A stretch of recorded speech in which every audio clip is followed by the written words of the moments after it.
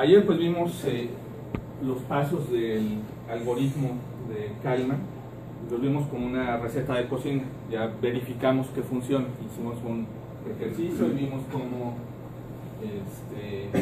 a partir de información ruidosa de un solo sensor generamos información bastante buena de dos variables de estado, una que estaba directamente relacionada con la información que nos daba el sensor y otra variable que estaba relacionada solamente de manera indirecta, la velocidad. ¿Sí?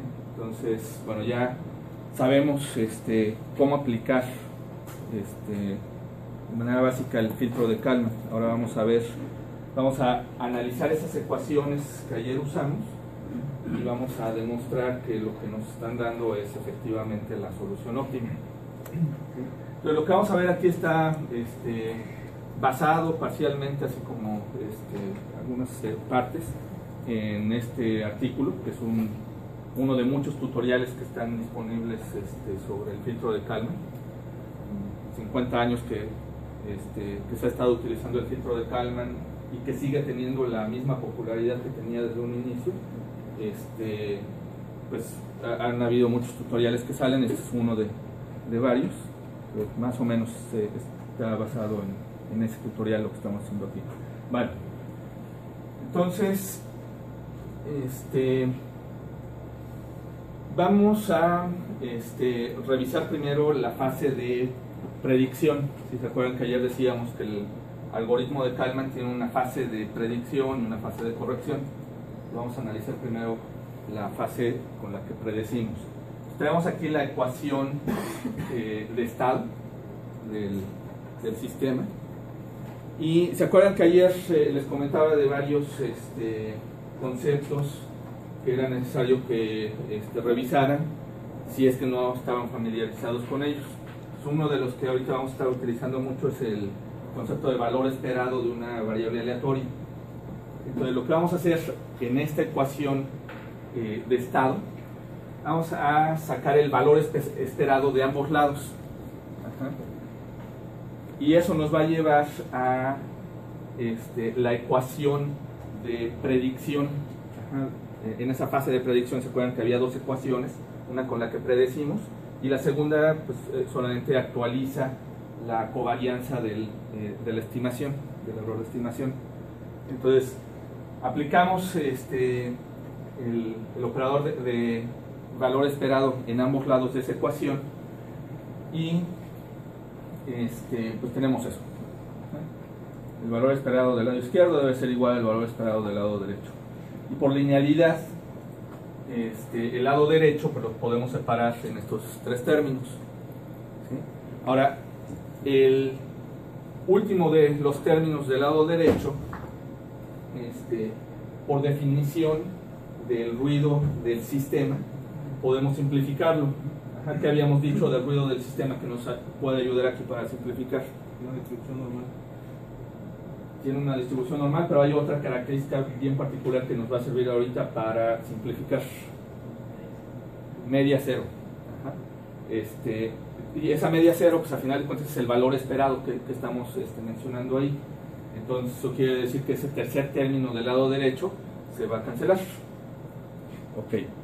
Entonces, y además, este valor esperado del lado izquierdo, para nosotros en nuestra ecuación de recursión, nuestra ecuación de predicción en esa primera fase, pues nosotros simplemente le vamos a dar el nombre a este valor esperado del vector de estado, le vamos a dar el nombre de estimación a priori. Ponemos allá el símbolo de estimación a priori que ya habíamos dicho.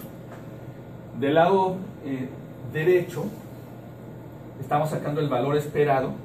Voy a regresar hacia arriba para que se note bien. Estamos sacando el valor esperado del vector de estado en el instante anterior. ¿Sí? Y en el instante anterior, la mejor estimación que teníamos disponible era ya la estimación a posteriori de ese paso. Entonces, por eso, cuando pasamos para acá, en lugar de sustituir el valor esperado por una estimación a priori, aquí lo estamos sustituyendo ya por la estimación a posteriori. ¿Sí? Y de aquí para acá, el término del medio, el de el vector de control, estamos asumiendo que ese vector de control es conocido, es una acción que nosotros estamos explícitamente aplicando sobre el sistema. Entonces esa no es una variable aleatoria. Entonces eso quiere decir que el valor esperado de ese vector pues es el mismo vector, no lo vamos a cambiar por otra cosa. Entonces eso nos lleva ya directamente a esa primera ecuación del algoritmo de Kalman, a la ecuación de predicción. Entonces esencialmente lo que pasó para llegar para acá es que usamos la ecuación de estado en donde está involucrado el ruido del sistema. Como ese ruido del sistema tenía media cero, se desapareció. ¿Sí? En el algoritmo pues obviamente no podemos usar información del ruido porque el ruido por su naturaleza no lo conocemos. De hecho, si lo conociéramos pues ni siquiera tendríamos un problema, solamente se lo restamos al sistema y ya. El problema precisamente es que no sabemos con precisión cuál es esa señal del ruido que nos está afectando. Okay, entonces en el valor esperado sabíamos que tiene media cero y por eso se elimina, y simplemente lo que hicimos es a cada uno de estos valores esperados que tenemos aquí los reemplazamos por uno por la estimación a priori y otro por la estimación a posteriori. Ok, pues ahí salió ya la primera ecuación. Luego habíamos definido al error de estimación a priori como la diferencia entre el valor real del vector de estado y la estimación a priori. Ajá. Ok. Entonces, en esta definición del error de estimación a priori, vamos a sustituir x sub índice k, lo podemos sustituir por lo que nos dice la ecuación de estado. La ecuación de estado del sistema con la que partimos nos dice que x sub índice k es igual a estos tres términos que tenemos aquí. Entonces simplemente de allá para acá sustituimos por y además en la lámina anterior ya habíamos llegado a la conclusión, o ya habíamos mostrado cómo es que segundo término, la estimación a priori, es igual a estos dos términos que tenemos acá. El signo menos de estos dos términos son el signo menos que venía de acá. Entonces simplemente sustituimos en esa definición del error a priori lo que ya sabíamos que corresponde a cada uno de esos dos términos. Y de aquí pues ahora vamos a hacer un poquito de manipulación algebraica para ver cómo podemos simplificar esa expresión. ¿Sí? Entonces para empezar, estos dos términos tienen como factor común a la matriz A. Entonces factorizamos, nos queda esto que está aquí. Ajá. Luego los términos del control, BU K-1 y de acá son exactamente lo mismo, entonces se van a cancelar. ¿Sí? Y nos queda ya solamente el término del ruido, el ruido del sistema W. Entonces, ya después de hacer simplificación algebraica, nos queda que el error de estimación a priori es esa expresión que tenemos ahí. Pero, por otro lado, esto que está dentro de este paréntesis también ya le habíamos dado nombre. ¿Cómo se llama eso? Bueno, ¿cómo se llama esto que está aquí? Se llama la estimación del estado anterior. Estimación del estado. Ajá, ¿cuál de las dos estimaciones? Porque recuerda que tenemos dos, una que es la a priori y otra que es la posterior. Ajá, entonces, esta es la estimación a posteriori del paso anterior.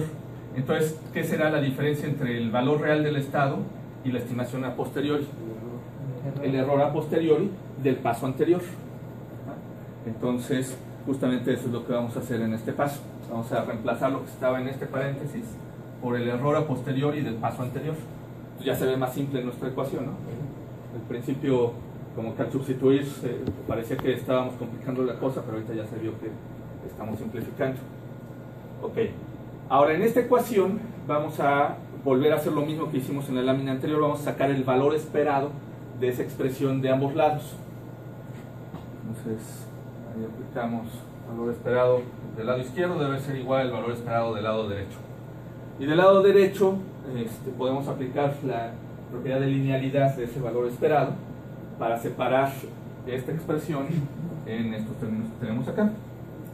Ok. Y luego, pues aquí nuevamente podemos usar esa propiedad de la que hablábamos, del ruido del sistema, la misma que aplicamos hace rato, que era ¿cuál? Media cero. Entonces este término se va a desaparecer. Y entonces en el siguiente paso, a ver si me responde así.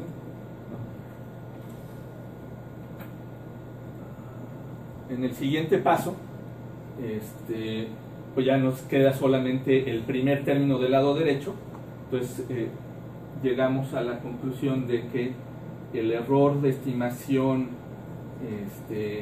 a priori es igual a la matriz A, la matriz de transición de estado, por el error de estimación a posteriori del paso anterior. Y eso de hecho no es una ecuación que forme parte del algoritmo propiamente, pero es algo que nos va a ayudar al rato para entender un poco de cómo funciona el algoritmo. Por eso no la puse en color rojo, sino en color azul, para distinguir. Ok. Y luego, por otro lado, habíamos definido a la covarianza del error de estimación a priori como esta expresión que tenemos ahí. La covarianza del error a posteriori es igual al valor esperado de el producto del error a priori por el transpuesto de ese mismo error a priori. Entonces, esta expresión que está aquí adentro es de hecho una matriz cuadrada. ¿Sí? Cada uno de los vectores de error pues es un vector, es de hecho un vector columna, el error a posteriori, y entonces su transpuesto es un vector renglón. A la hora de multiplicarlos nos va a quedar una matriz cuadrada, y el valor esperado de esa matriz cuadrada es a lo que le llamamos la covarianza del error de estimación a priori. Ok, entonces vamos a ver qué podemos concluir a partir de esta definición de la covarianza del error de estimación a priori. Vamos a... Ups, ahí está. El error de estimación a priori, ya acabamos de ver en las láminas anteriores, que es igual a esto que tenemos en este paréntesis.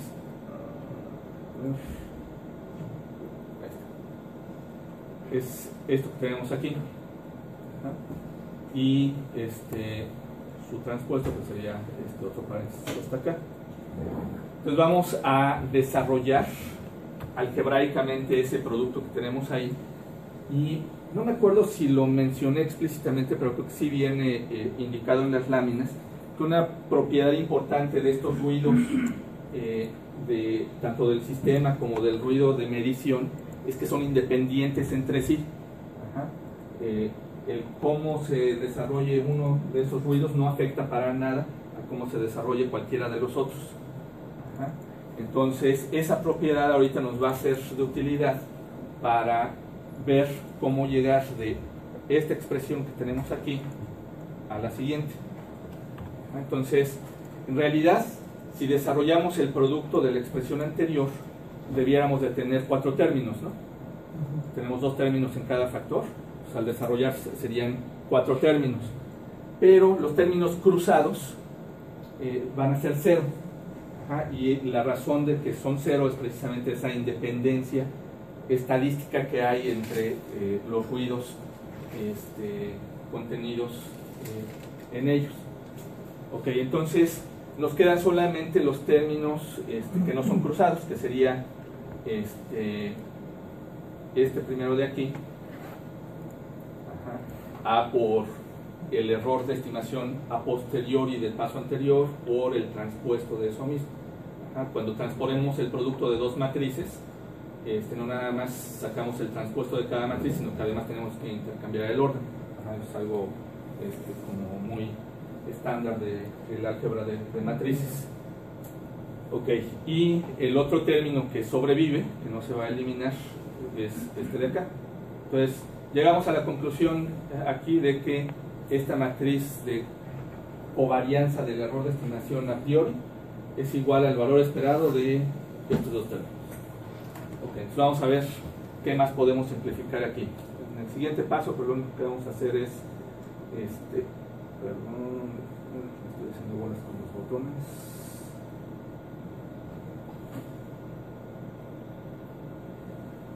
Ok, ahí en este paso estamos usando la propiedad de linealidad del valor esperado y simplemente estamos sacando las matrices A, ¿sí? Que son matrices constantes, no son variables aleatorias.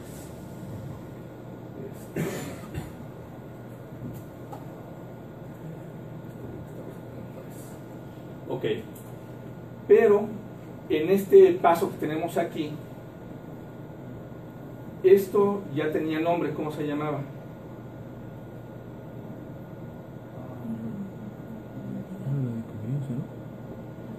Bueno, a ver, arriba. este es subíndice K-1, ¿cómo le llamamos?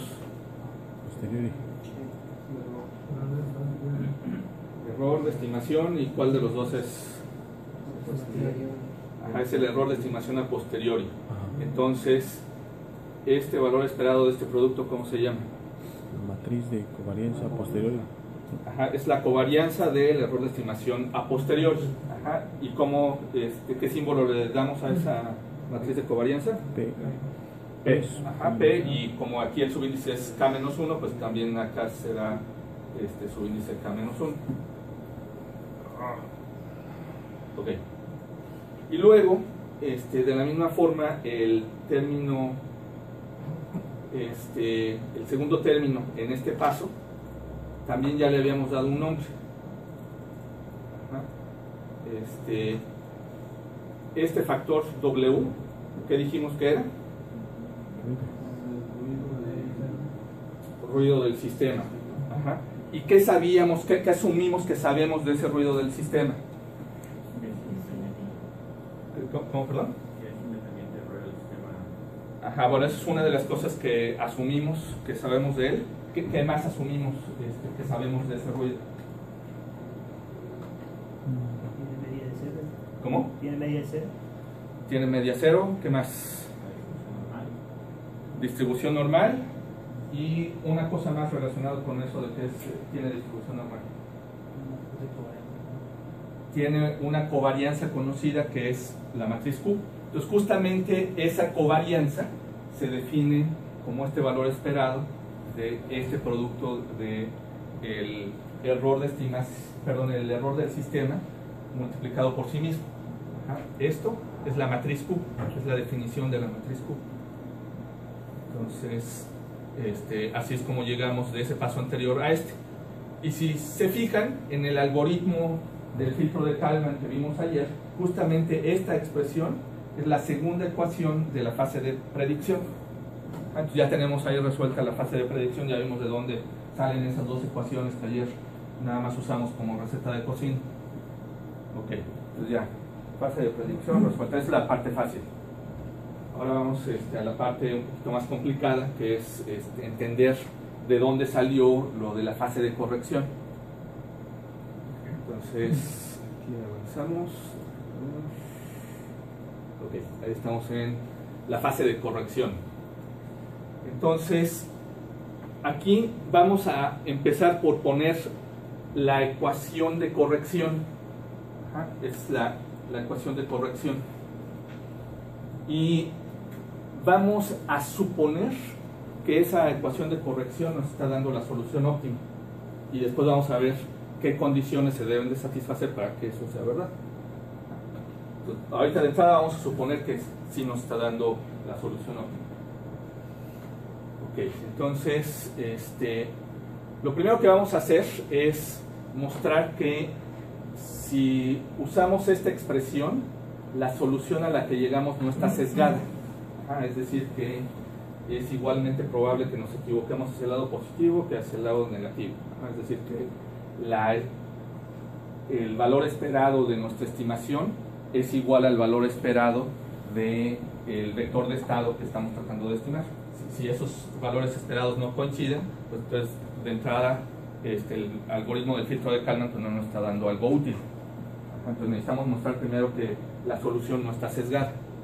Vamos a ver cómo hacemos eso. Entonces, el error de estimación a posteriori ya lo habíamos definido de esta forma. La diferencia que hay entre el vector de estado que quisiéramos conocer y que no conocemos, y la estimación a posteriori que nos está produciendo el filtro de Kalman. Okay. Ahora, esta estimación a posteriori, asumiendo que esta ecuación que está acá es correcta, pues simplemente podemos sustituirla por lo que está del lado derecho. Entonces vamos a hacer eso en el siguiente paso. Ok, entonces ahí simplemente estamos sustituyendo esto por esto que está del lado derecho y lo pusimos aquí. Ahora vamos a ver qué podemos hacer de manipulación algebraica para simplificar esa expresión y a ver qué conclusión podemos obtener a partir de ese análisis algebraico. Entonces, en este paso lo que estamos haciendo es utilizar la ecuación de medición. Recuerden que teníamos una ecuación de estado que nos modela la dinámica del sistema, y además una ecuación de medición que nos modela cómo se relacionan las variables de estado con la información que nos dan los sensores. Entonces, de aquí para acá estamos aplicando esa ecuación de medición. Estamos reemplazando la z, que es el vector de mediciones, por esta h por x más b, todo lo que hicimos en este paso. Y ahora sí vamos a empezar a aplicar álgebra para ver cómo simplificamos esto. Entonces, en la siguiente lámina me parece que reproduzco esta misma ecuación para tener continuidad. Sí, es una copia exacta de la última ecuación de la lámina anterior. Y entonces, de entrada, esta diferencia que tenemos aquí ya tenía nombre. ¿Cómo se llama esto? ¿Error de estimación qué? Es el error de estimación a priori en el instante K. Entonces, en este paso, ahí estamos reemplazando esa diferencia por el error de estimación a priori en el paso K. Ok, luego, aquí creo que me salté algunos pasos. Sí, aquí, si se fijan, estos dos términos, este y este, tienen como factor común a la h. Pues factorizamos la h, nos va a quedar h multiplicado por x subíndice k menos x, bueno, la estimación a priori en el instante k. Y eso pues es exactamente lo mismo que teníamos acá, es el error de estimación a priori. Pues así es como llegamos a que lo que estaba dentro de estos paréntesis ahora h por el error de estimación a priori más el ruido de medición. Ok. Y pues, ¿qué podemos hacer ahora? Pues si desarrollamos este producto que tenemos aquí, ahora va a resultar que hay dos términos que tienen como factor común al error de estimación a priori. Entonces, lo que vamos a hacer en el siguiente paso es desarrollamos eso, pues ahí ya me salté el paso de desarrollar, y aquí se ve ya la factorización del error de estimación a priori. Nos va a quedar la matriz identidad. Aquí eso es importante, esto no es un 1, sino la matriz identidad del tamaño apropiado, que sería el número de elementos que tiene el error, que es el mismo número de elementos que tiene el vector de estado, ¿sí? Menos la matriz de ganancias de Kalman, que es la que tenemos acá, por la matriz H, que es la matriz de medición. Y esta matriz de ganancias de Kalman va a quedar multiplicando al error de medición que estaba acá, y eso nos genera este término que tenemos aquí. Entonces, simplemente con una manipulación algebraica que hicimos ahí. Y ahora aplicamos el valor esperado a ambos lados de esa expresión.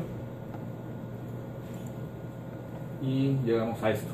Entonces nos dice esta ecuación que el valor esperado del error de estimación a posteriori es igual, aquí ya de una vez estamos aplicando la propiedad de linealidad del valor esperado para el lado derecho de la ecuación.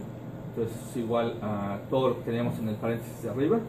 Son matrices que no son aleatorias, si las fijas, y multiplicado por el valor esperado del error de estimación a priori, menos la matriz de ganancias de Kalman por el valor esperado del ruido de medición, ¿sí? Y este valor estimado, bueno, ese valor esperado, más bien, perdón, del ruido de medición, también ya habíamos dicho que estamos asumiendo que tiene media cero.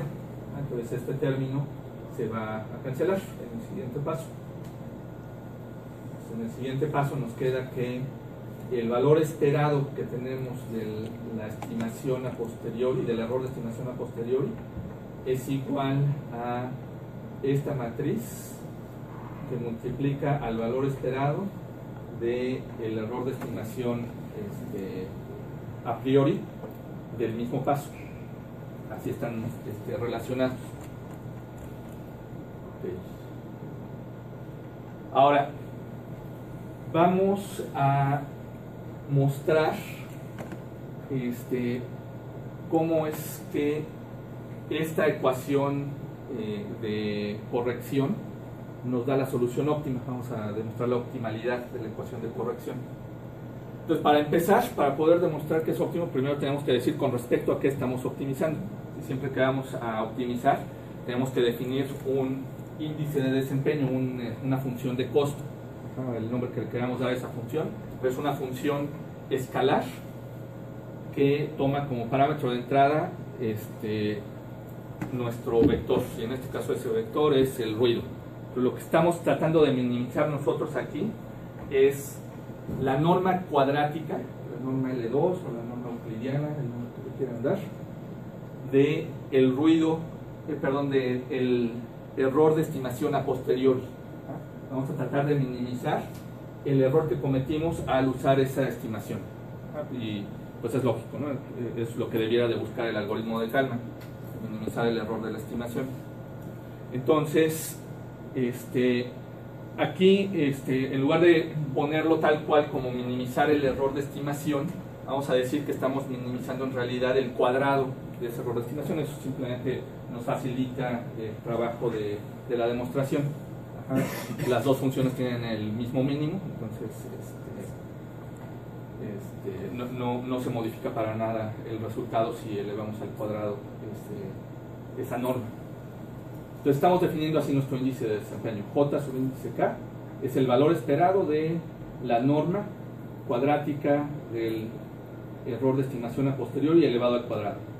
Ahora, esta norma cuadrática elevada al cuadrado del error de estimación la podemos escribir también de manera matricial de esta forma.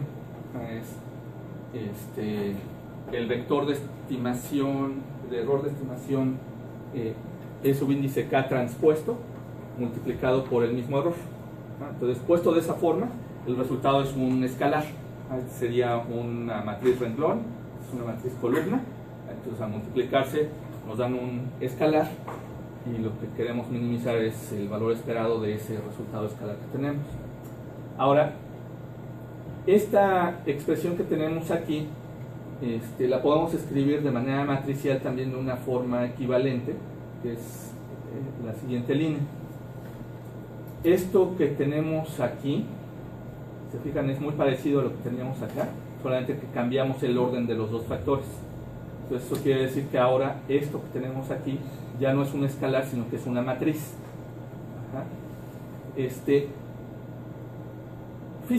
Matemáticamente, ¿qué es lo que nos estaría dando este producto de los dos vectores? O sea, ¿cómo podríamos describir con palabras qué es lo que nos está dando este producto?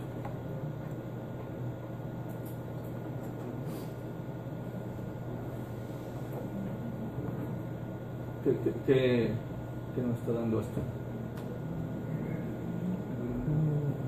¿Cómo?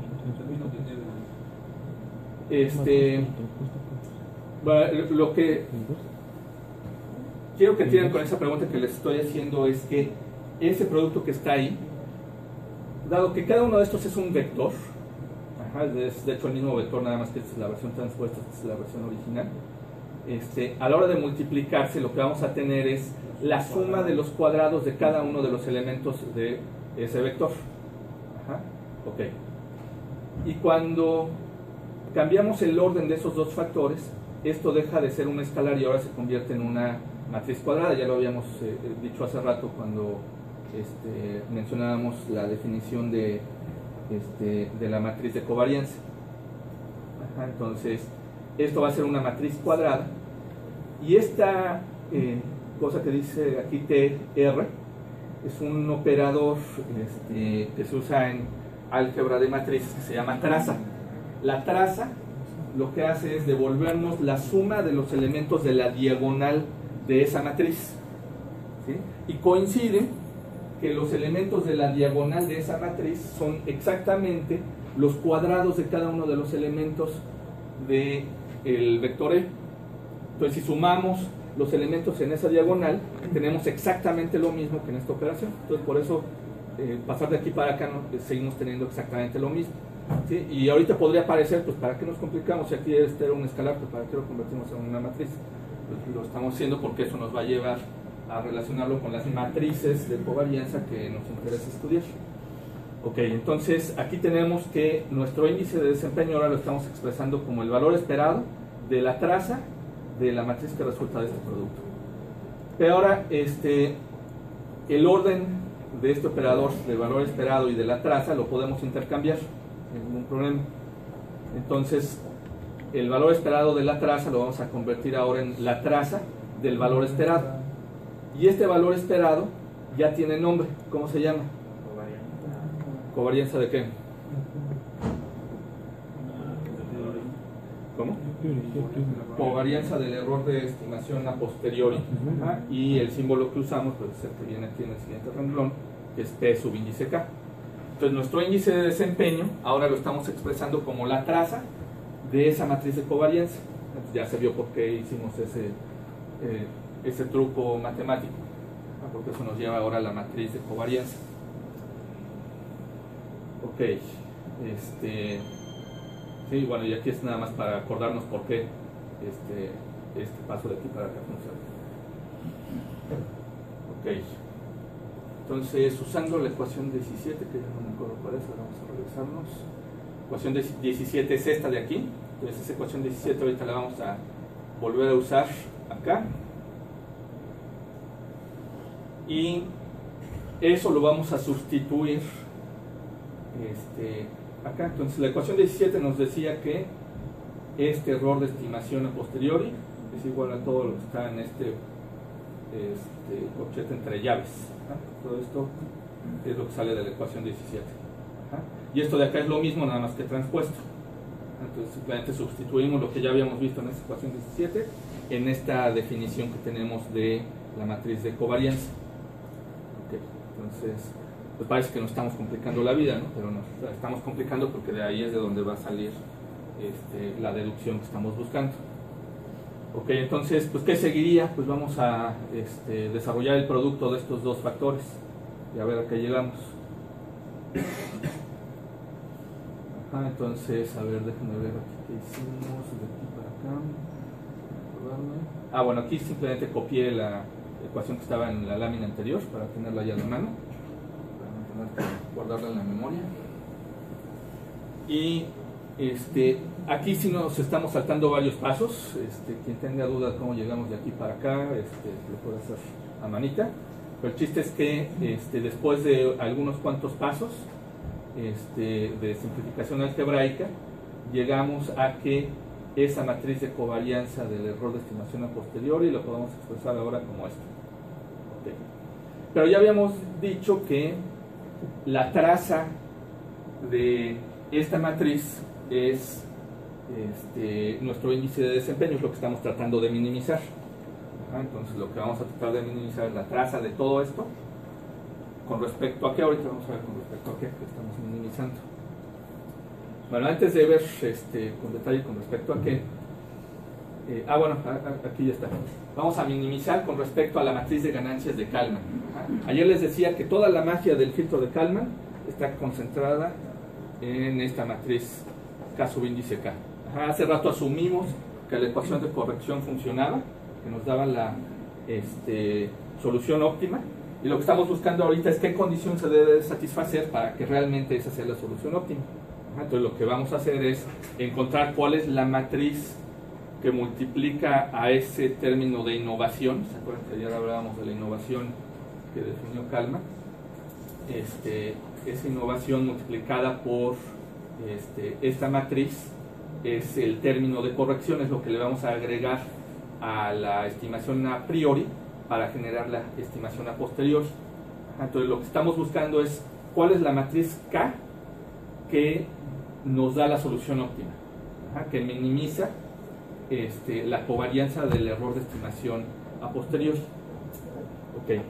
Y entonces pues vamos a usar derivadas parciales. Vamos a derivar esta expresión que tenemos aquí, bueno, la traza de esta expresión con respecto a la matriz de Kalman, la matriz K, ¿sí?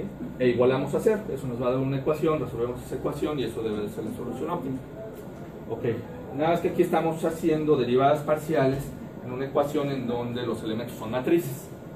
Entonces, para no complicarnos la cosa, vamos simplemente a hacer referencia al teorema que nos dice a qué es igual la derivada parcial que vamos a tener que aplicar.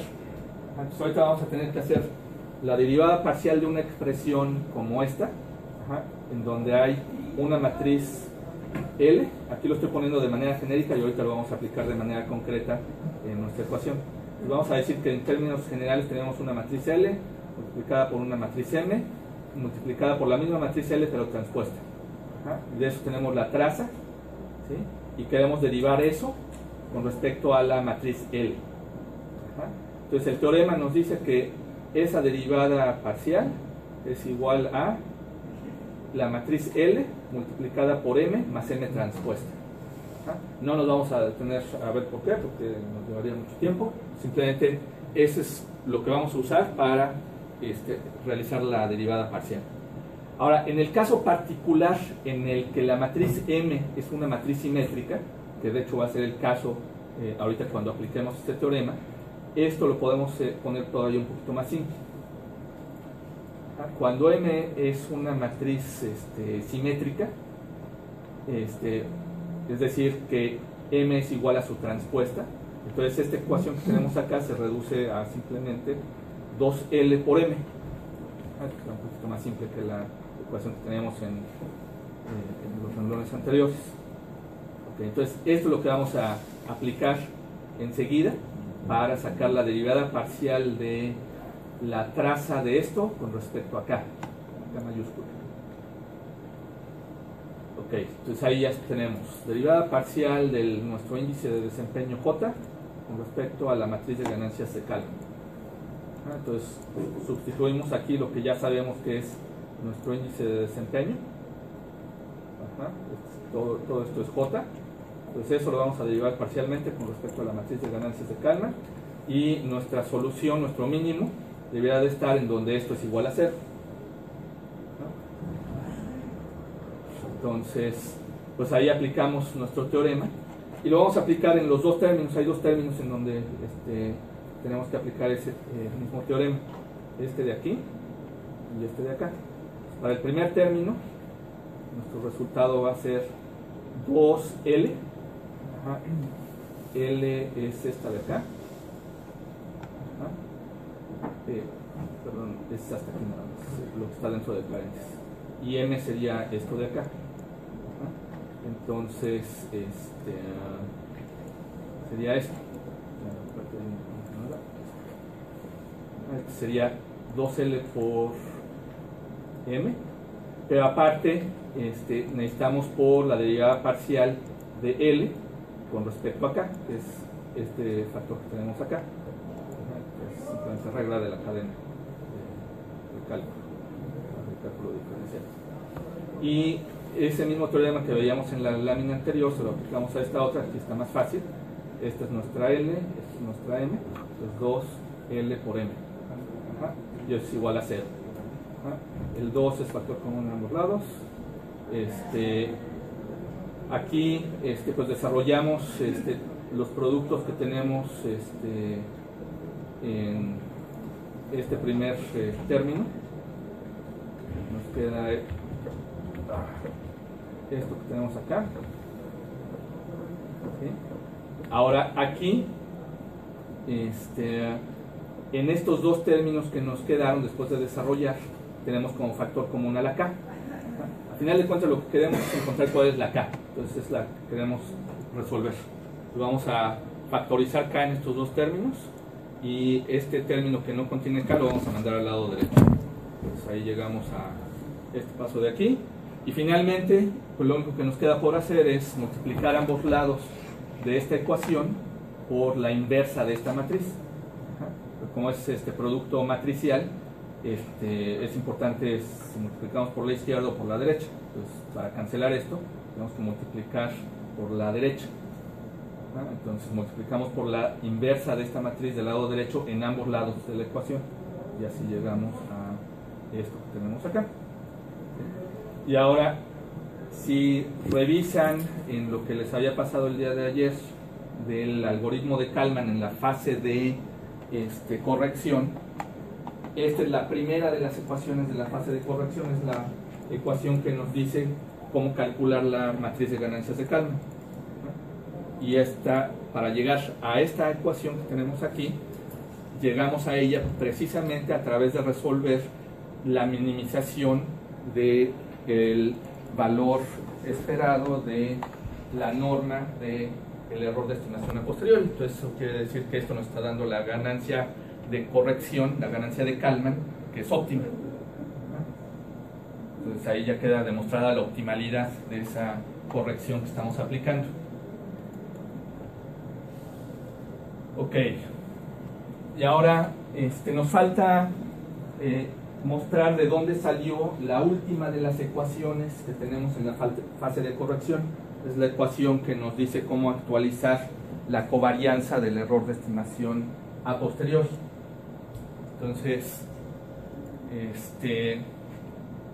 aquí en la ecuación 19 ya habíamos llegado a esto que tenemos aquí.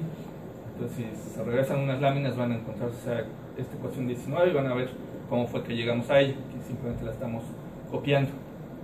Entonces vamos a partir de esa ecuación 19 que ya teníamos y vamos a ver cómo podemos usar esa ecuación 19 para finalmente llegar a la última de las ecuaciones del algoritmo de Kalman. Entonces, déjenme ver qué hicimos aquí en este paso. Aquí.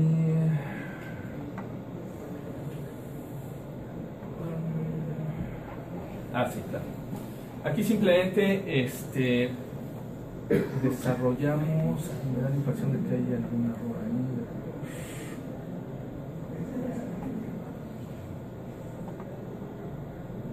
No, de hecho sí es correcto. Que lo que hicimos aquí fue desarrollar el producto de estos dos factores por este factor. O sea, bueno, este factor completo por el primer término y luego este factor completo por este segundo término. Entonces, este factor por la matriz identidad pues queda exactamente lo mismo que tenemos en ese factor. Y luego multiplicamos este factor por este de acá, solo que tenemos que sacar su transpuesta. Al sacar su transpuesta se convierte en H transpuesta por K transpuesta. No nada más sacamos la transpuesta de cada una de las matrices, sino que además intercambiamos su orden. Y de ahí sale este término que tenemos aquí en medio y el último término que ya teníamos acá. Entonces fue lo que hicimos en ese paso. Ahora, una vez que llegamos aquí, estos dos términos, el segundo y el tercero, tienen como factor común a la matriz de ganancias de Kalman transpuesta, a la K transpuesta. Entonces vamos a factorizar esa matriz de ganancias de Kalman transpuesta. Y al factorizar llegamos a esto que tenemos aquí. Y aquí lo importante, y eso se los voy a dejar ya a ustedes como ejercicio, está realmente fácil porque nada más es cosa de ir a revisar en las láminas anteriores cuál de las muchas ecuaciones que usamos como pasos intermedios nos garantiza que lo que está dentro de este paréntesis es cero. Todo esto adentro de este paréntesis, aunque se ve una expresión muy complicada, acaba siendo cero. Entonces, al ser eso cero, nos queda solamente el primer término, el lado derecho, y si comparan esta expresión que tenemos aquí con la última de las ecuaciones del algoritmo de Kalman, es exactamente la misma cosa. Entonces ya nada más les dejo a ustedes como ejercicio por su cuenta, echarle un ojo a las láminas y ver por qué lo que está dentro de este paréntesis es cero. No es así. Ok, entonces con eso ya llegamos al final de la deducción del filtro de Kalman. Hay varias formas de demostrar, y de hecho la publicación original que hizo Rudolf Kallmann pues no se parece nada a esta forma de deducir el filtro, el algoritmo. ¿Sí? Esta es, digamos, uno de muchos caminos para explicar por qué es que funciona, y a mí me parece de los más didácticos. Estamos usando solamente álgebra y un poquito de cálculo para demostrar. Entonces es un camino que en general es más fácil de entender, aunque pues si nos llevamos varias láminas bastante densas de ecuaciones. Espero que lo hayan podido seguir. Entonces, bueno, con eso es toda la teoría que vamos a ver del filtro de Kallmann. Lo que vamos a hacer a continuación es una serie de ejercicios.